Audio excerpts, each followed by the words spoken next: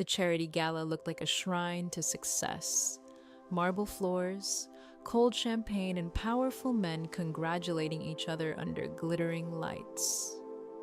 I stood near a display model of the city's newest skyscraper, the quiet wife. No one really noticed. That was fine with me. Then Kayla, my husband's confident young assistant, glided over with a smile sharpened like a blade and decided to mock me in front of everyone. I didn't argue. I didn't raise my voice. I just asked one quiet question and watched her confidence collapse. The truth is, that moment didn't start that night. It started 6 months earlier. The gala was the kind of event that looked impressive in photographs and exhausting in real life. White marble floors reflected the chandelier light like still water. Champagne glasses clinked. Conversations floated through the air, soft self-congratulatory murmurs about projects, investments, and the future of the city. Across the ballroom, a massive architectural model of the new spire sat under glass. People gathered around it like worshippers at an altar. I stood nearby, blending into the background. That had become my role lately. The quiet wife, the silent partner, the one people politely nodded to before turning back to the more important conversations. And honestly, I didn't mind. Then Kayla approached. She didn't simply walk across the floor. She performed the journey. Every step deliberate, every movement practiced. 24 years old, immaculate dress, perfect posture, the kind of confidence that usually arrives only after years of power, but somehow she wore it early. Her smile sharpened the moment she reached me. She stopped just close enough that the nearby cluster of board members' wives could hear if they tried. She lifted her champagne flute and slowly looked me up and down like she was evaluating something mildly disappointing. "Jason has a sanctuary at the studio," she said lightly. Her voice carried just far enough. Some environments just stifle creativity. A few heads nearby tilted slightly. Not enough to look obvious, but enough to listen. Most people in my position would have frozen right there, or forced a polite laugh, maybe offered some nervous explanation. I did none of that. My pulse stayed steady.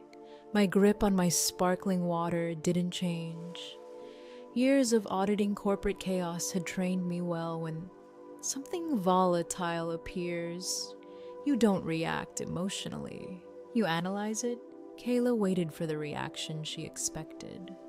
Maybe embarrassment. Maybe anger. When it didn't come, a tiny crease appeared between her eyebrows. I took one slow step forward, not aggressively, just close enough to enter her space. Up close, the details became clearer. The expensive vanilla perfume, the careful makeup layered over a small stress breakout on her chin, the confidence she wore like armor. I kept my smile pleasant, the kind you give when you notice a discrepancy in a ledger that no one else has spotted.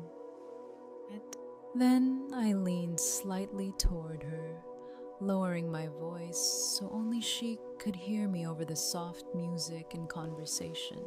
"Does Robert know about the wire transfer on July 9th? The effect was immediate. It was almost silent but violent in its stillness. Kayla's smirk didn't slowly fade, it shattered. The color drained from her face so quickly it looked unreal.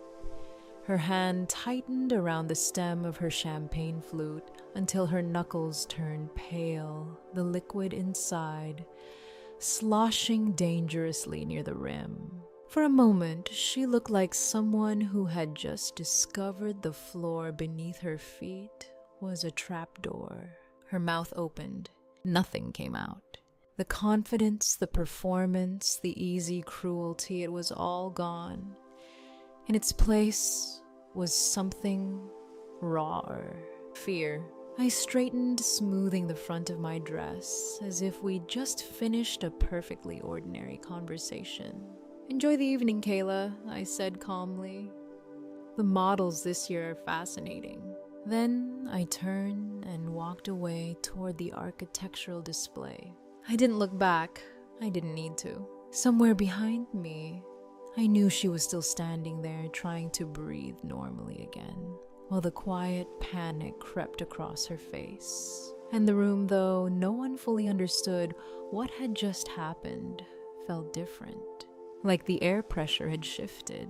To understand why that one question broke Kayla so completely, you have to rewind the story about 6 months. Because nothing that happened at the gala was spontaneous. It was the end of an investigation. Jason and I had been married for 9 years. Long enough to learn the quiet rhythms of another person's life. The small patterns that most couples stop noticing after the honeymoon stage fades. But I notice patterns for a living, or at least I used to. Jason was the lead architect at Sterling & Associates, the kind of firm that reshapes skylines. His projects ended up on magazine covers and city council presentations. He loved that attention. He loved the idea of legacy even more. The thought that decades from now, people would look up at buildings he designed and say his name.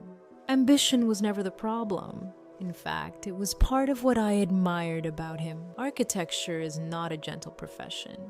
Deadlines stretch late into the night. Contractors argue. Engineers revise plans. So Jason working late was normal. Sometimes he came home after midnight, smelling like drafting, paper stale coffee, and the electric tang of office equipment that had been running too long. He would be exhausted, but energized in that strange way creative people get after solving a problem. He would talk through design issues while loosening his tie, complain about a stubborn contractor, brag about a breakthrough in a structural concept. Those nights had a rhythm. Then about 6 months ago, that rhythm changed. At first, it was subtle.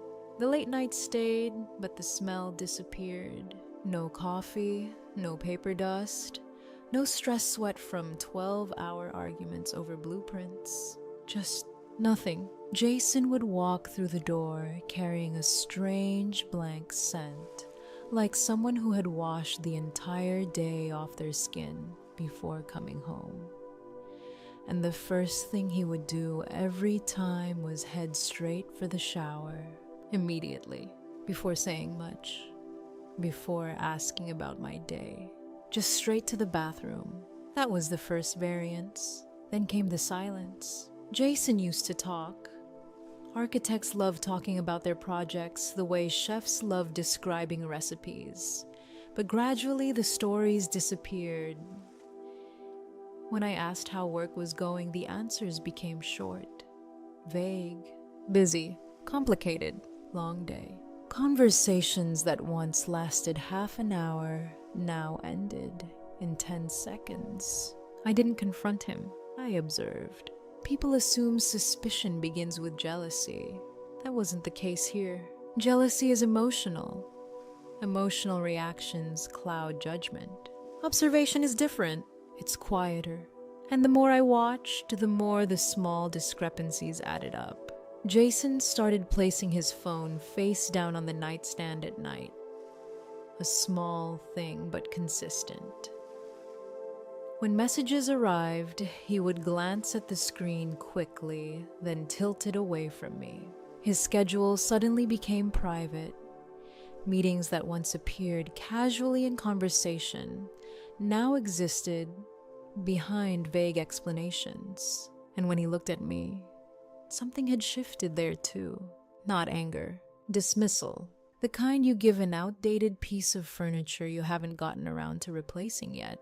That part fascinated me, because Jason truly believed he had become the smartest person in the room. He assumed that because I had stepped away from my career to manage our home and support his schedule, I had somehow lost my edge. Before our marriage, I spent 15 years as a senior auditor for one of the largest financial firms in the state. Companies hired me to investigate when their numbers didn't make sense. My job was to find the money people thought they had hidden well enough that no one would ever see it again. Jason knew this, but over time, he had rewritten the story in his head.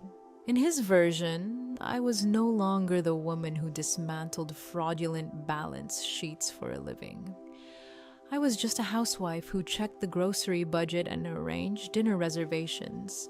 Safe, predictable, harmless. He thought he could outmaneuver me with vagueness, with delayed explanations, with the quiet gaslighting that convinces someone they're imagining problems that aren't really there.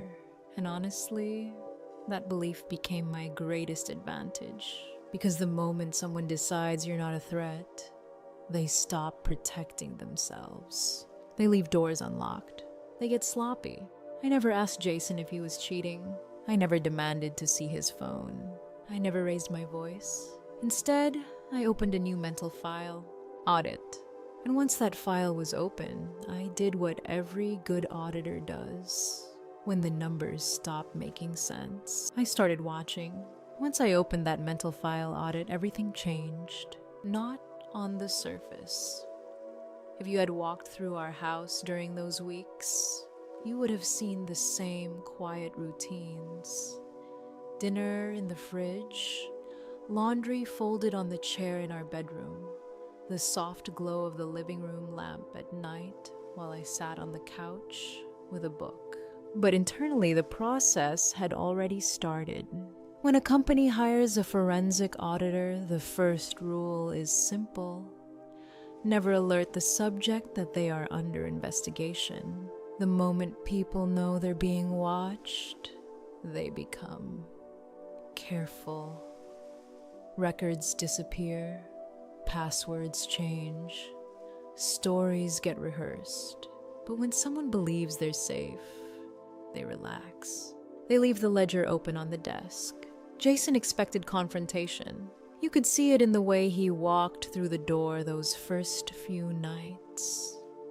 Keys hitting the counter a little too loudly, his shoulders stiff like someone bracing for impact.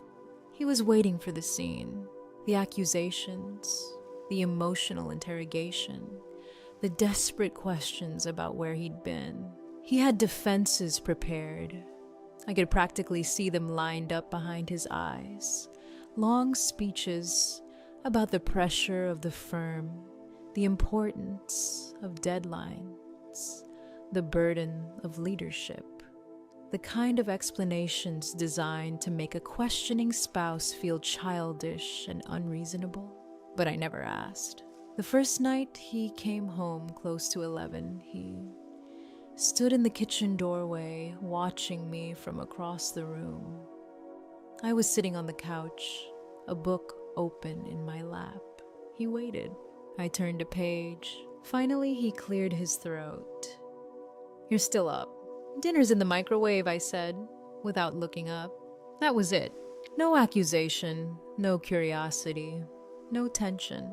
Just a flat, neutral sentence. There's a psychological technique often recommended for dealing with narcissists or manipulative personalities.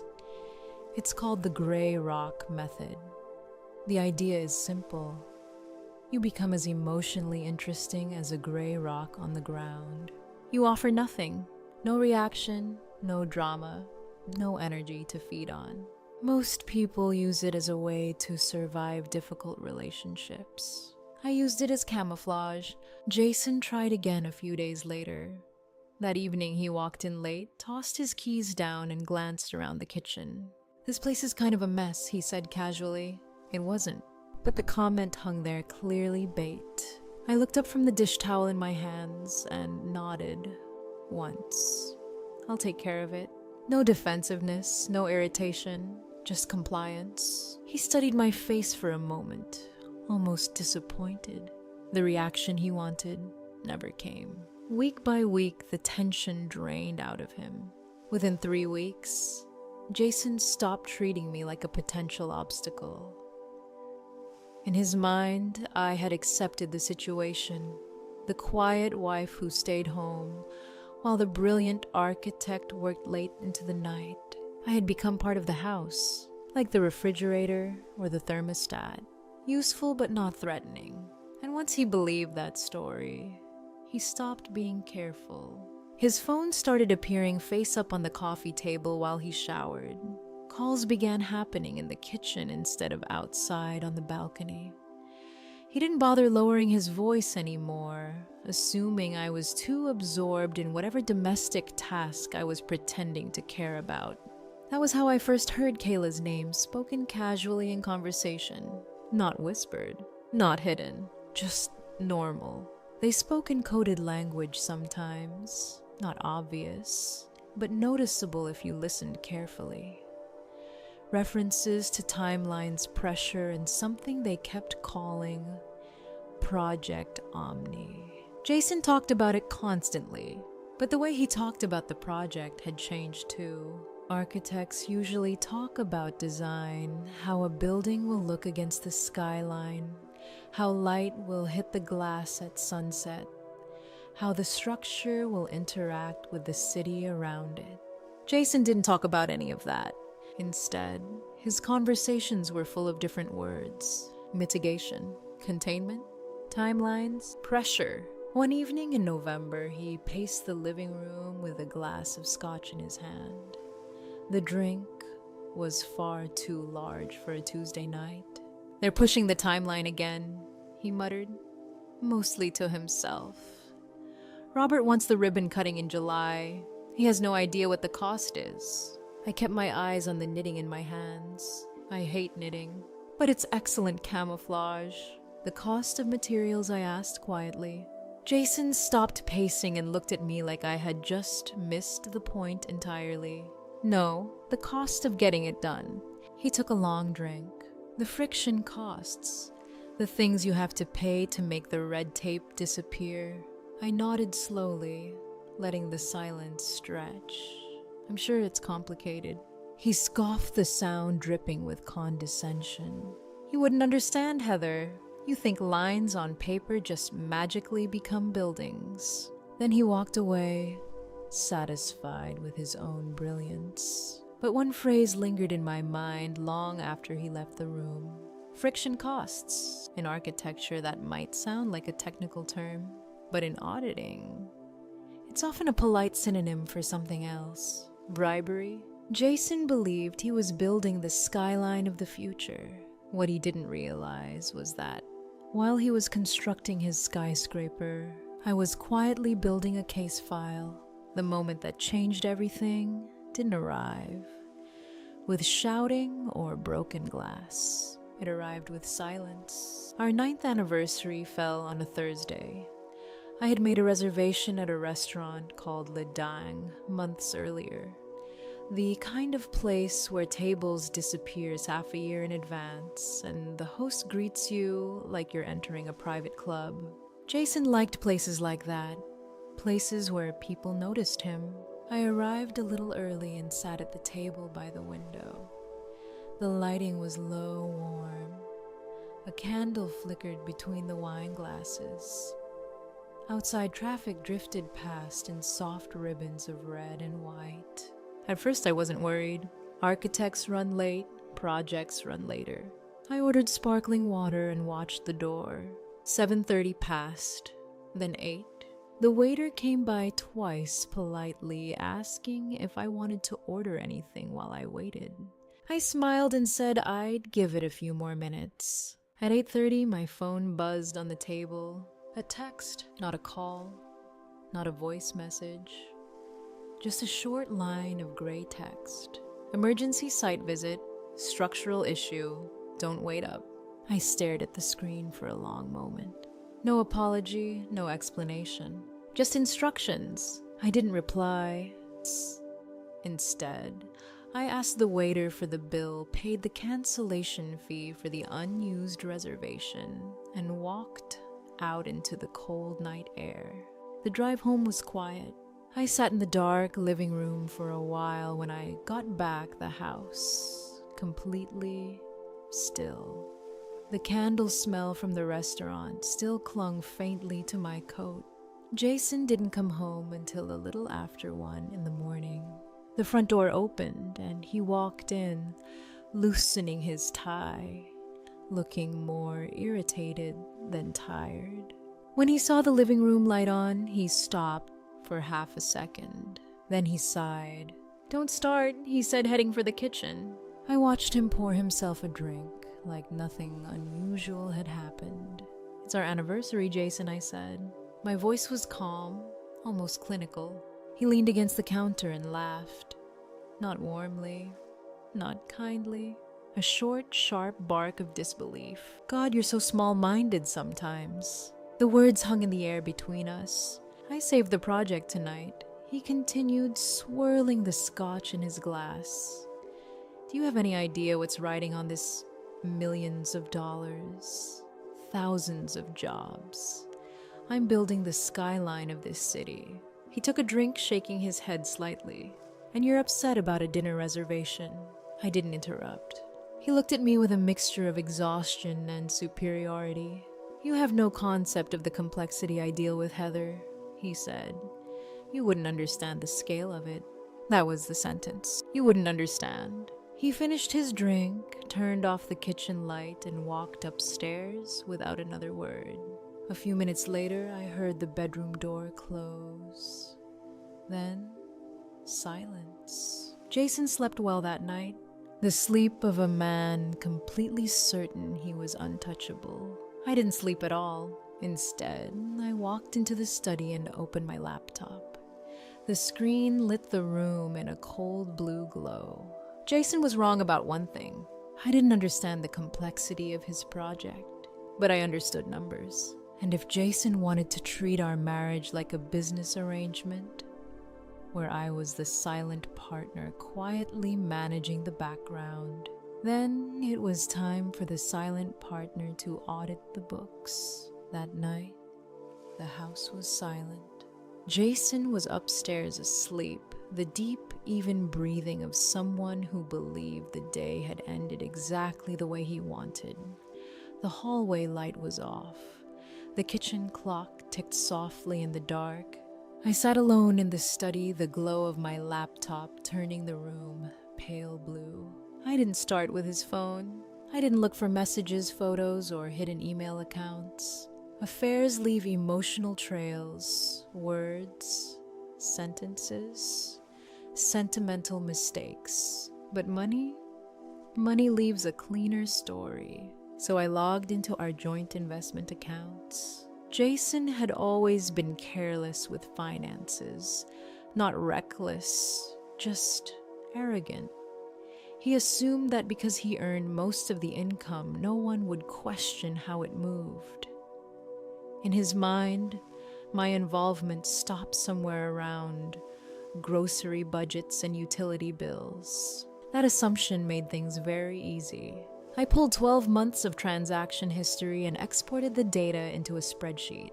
The rows appeared one after another, numbers, timestamps, account codes. To most people, it would have looked like meaningless noise. Restaurants, hotels, travel charges, the normal overhead of a busy professional life. But I wasn't reading it like a wife. I was reading it like an auditor, filtering, sorting, looking for anomalies, patterns, anything that didn't belong. At first, nothing stood out, just the occasional expensive dinner or hotel charge that hinted at wandering attention.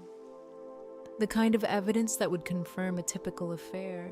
But then my eyes caught something unusual. One line in the middle of July 9th, a wire transfer, $62,500, flat. No cents, no tax adjustment, no invoice reference. Just a clean round number labeled consulting fee, external. I leaned closer to the screen. In 15 years of auditing, I had learned something about round numbers. Legitimate expenses almost never look that tidy.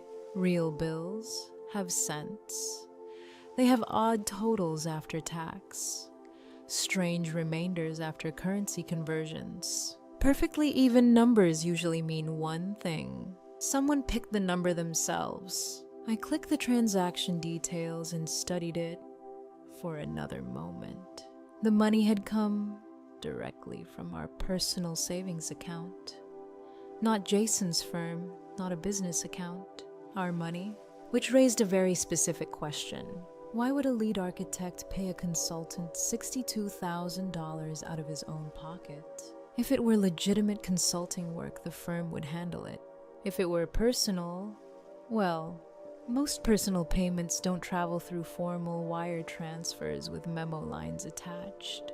This wasn't how people paid mistresses. Slowly, my attention shifted back to the date. July 9th. Something about that date nagged at the back of my mind. Then the memory surfaced. 3 days later, the city inspector had signed off on the concrete pour for the Omni Spires Foundation. Jason had mentioned it at dinner weeks earlier, bragging about clearing the final inspection hurdle. My stomach didn't drop, it tightened. A quiet, controlled tension, because suddenly the number on the screen didn't look like relationship drama anymore. It looked like a transaction. A payment that couldn't go through official accounting channels. A payment someone needed to keep very quiet. I stared at the memo line again. Consulting fee, external, and for the first time that night, I felt the shape of the truth forming in my mind. This wasn't about an affair. It was about silence. And Jason had just paid $62,500 to buy it. Once the possibility formed in my mind, I couldn't ignore it. The wire transfer was a clue, not the answer. Money tells you something happened. It doesn't tell you what. For that, you need documents. I sat in the dim blue light of my laptop, staring at the login screen for Sterling and Associates remote server.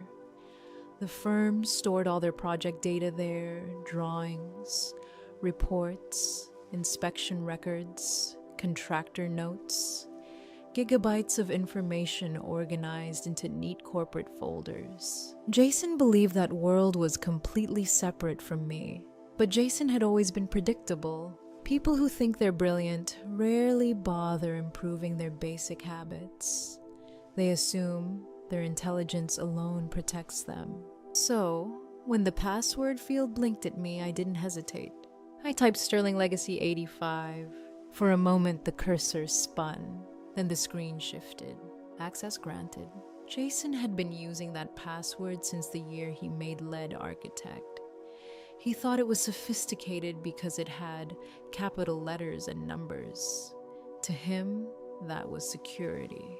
To me, it was a door someone had forgotten to lock. I wasn't interested in his email. I didn't care about messages or office gossip. I was hunting something much more concrete. So I opened the main directory and navigated directly to the project folder, Project Omni.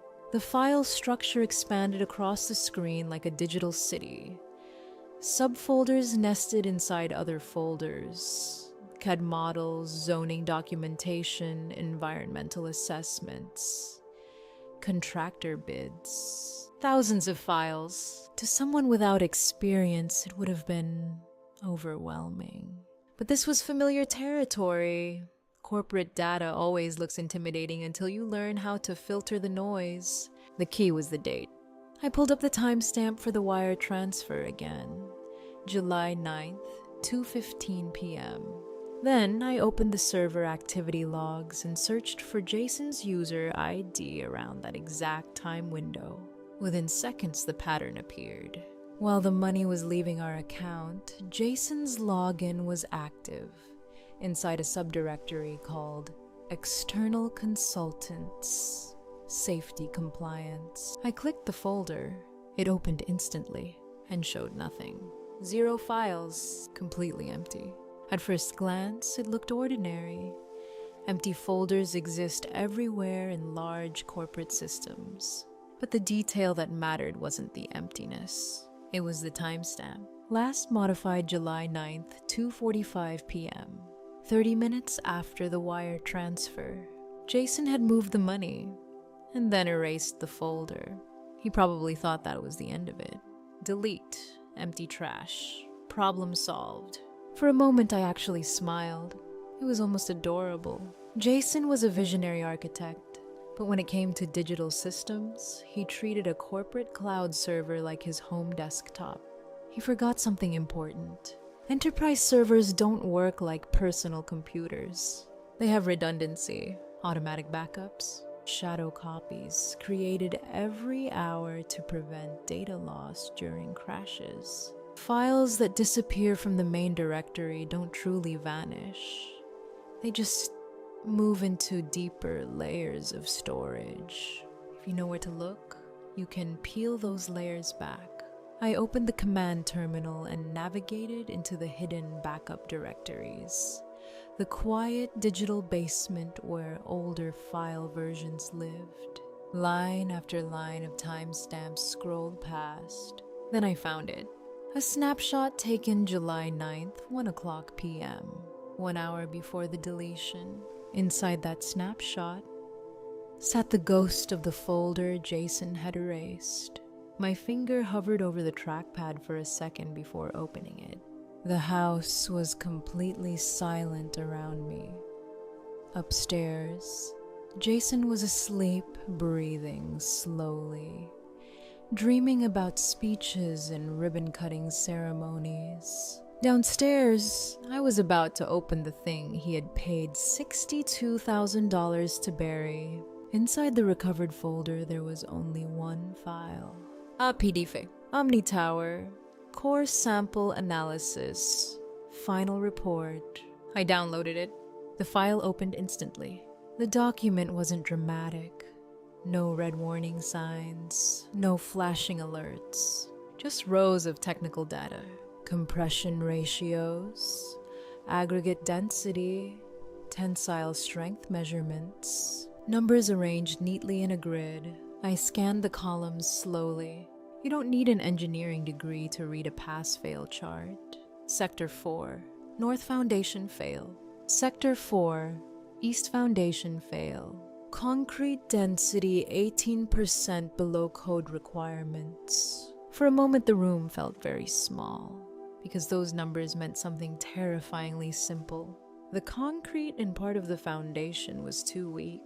If the building went up like that, the weight of the structure would eventually crush the compromised sections.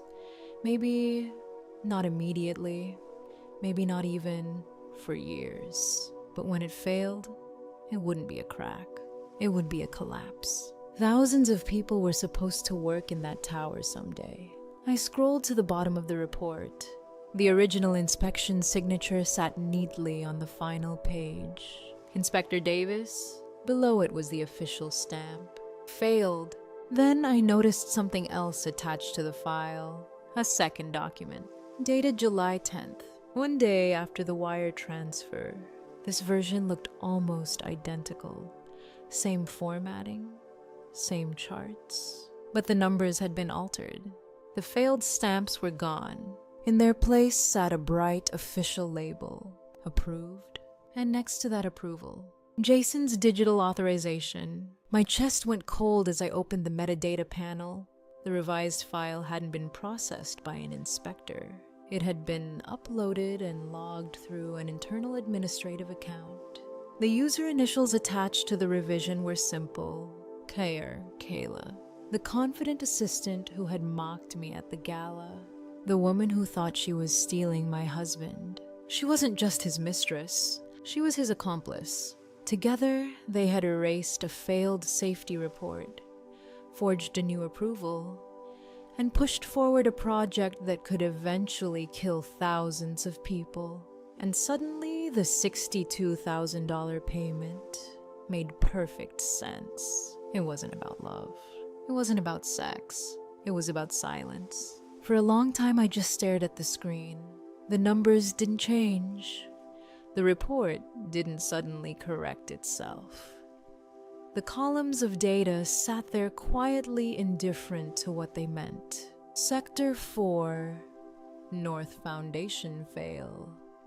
Sector 4, East Foundation fail. Concrete density 18% below code.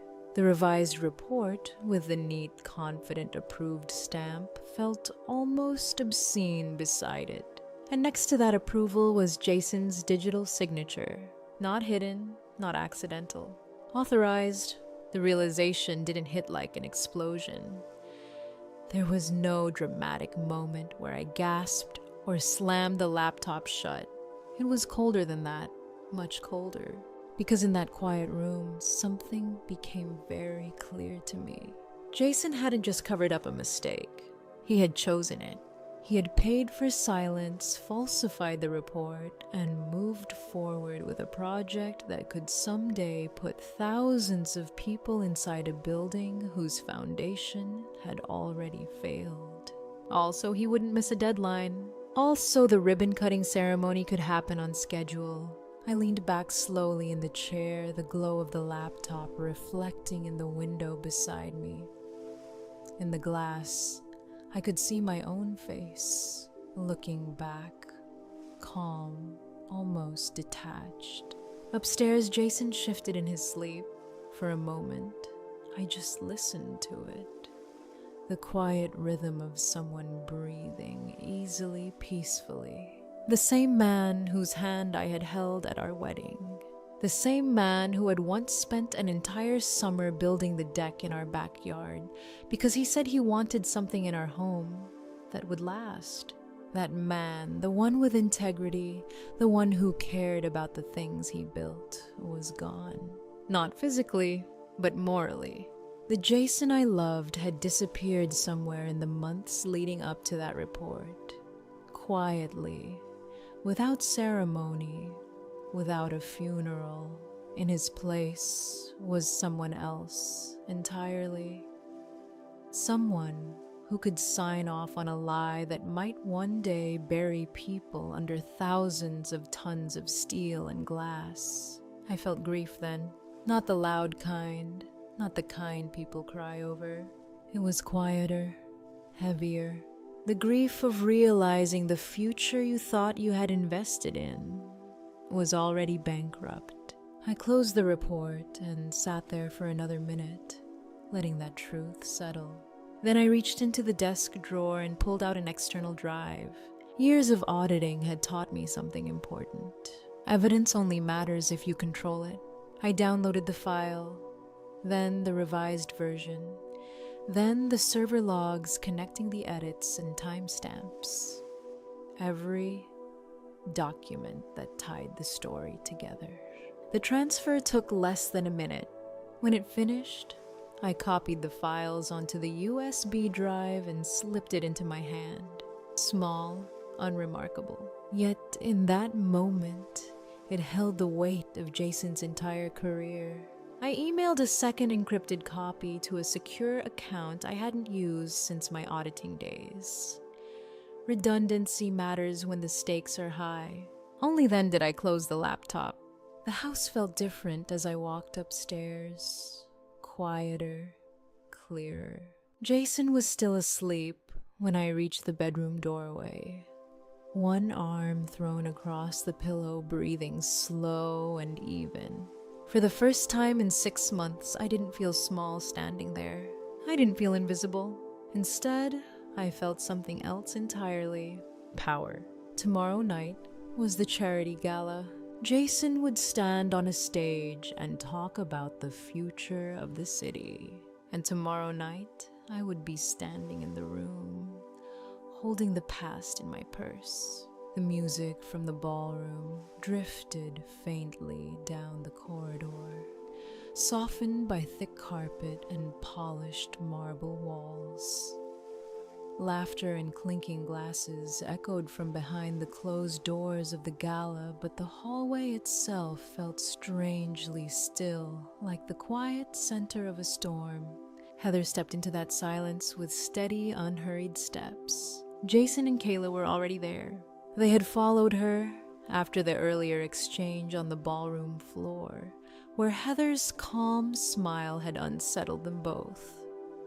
Now, away from the crowd, the tension that had been simmering beneath polite conversation finally surfaced. Kayla crossed her arms, her voice sharp with impatience. What exactly is this about, Heather? We're in the middle of an event. Heather's expression didn't change. She looked at Kayla for only a moment before shifting her gaze to Jason.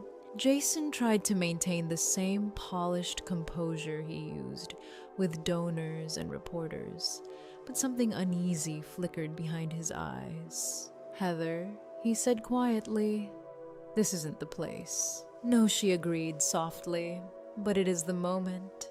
She reached into her evening clutch and pulled out something small. A simple USB drive. It looked harmless, ordinary even. But the moment Jason saw it, the color drained from his face. Kayla frowned. "What is that supposed to be?"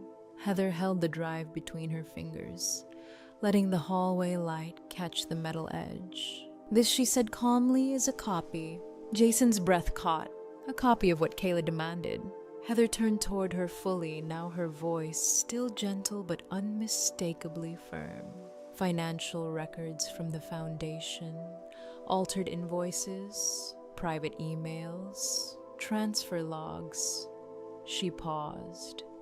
Enough evidence to show exactly how the foundation's funds were redirected to protect a reputation. Kayla blinked confusion, shifting quickly into alarm. Jason took a step forward. "Heather." She lifted a hand slightly, stopping him. "There's more," she continued. Her voice never rose, yet every word landed with quiet precision.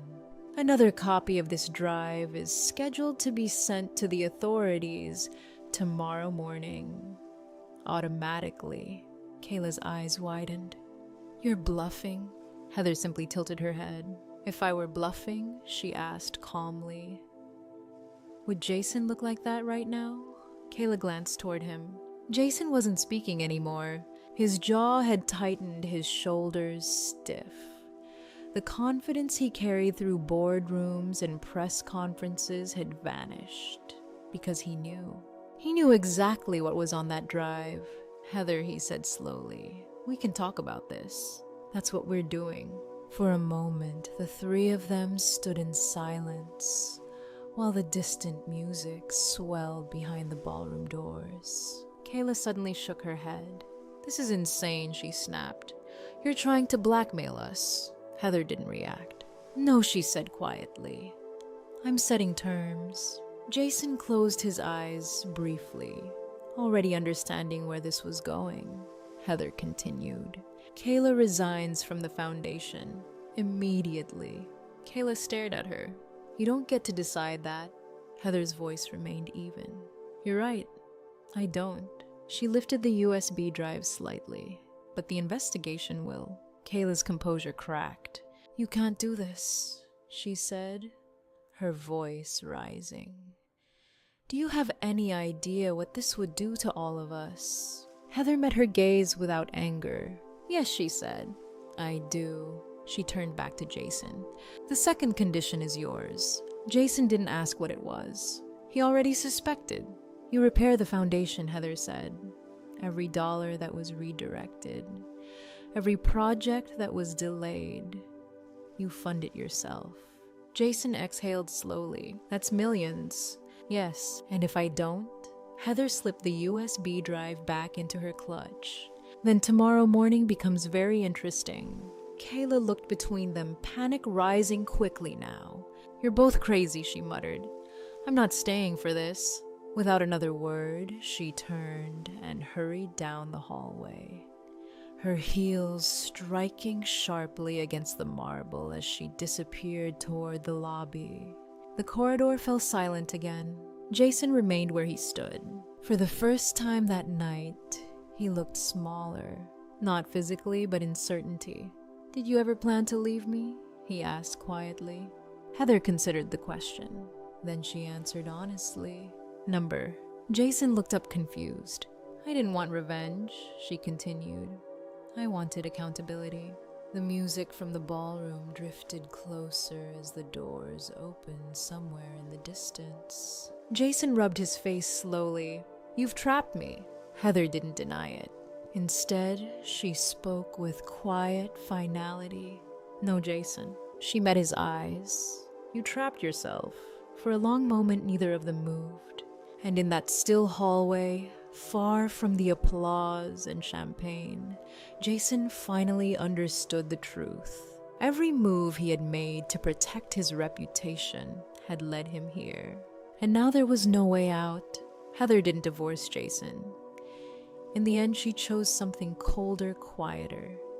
He stayed in the same house, attended the same events, and signed every check to repair the damage he caused, knowing the evidence still rests in her possession.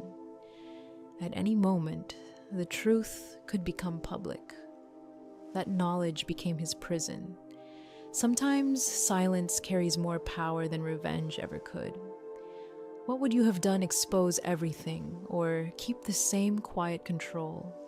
If this story stayed with you, consider liking and subscribing for more.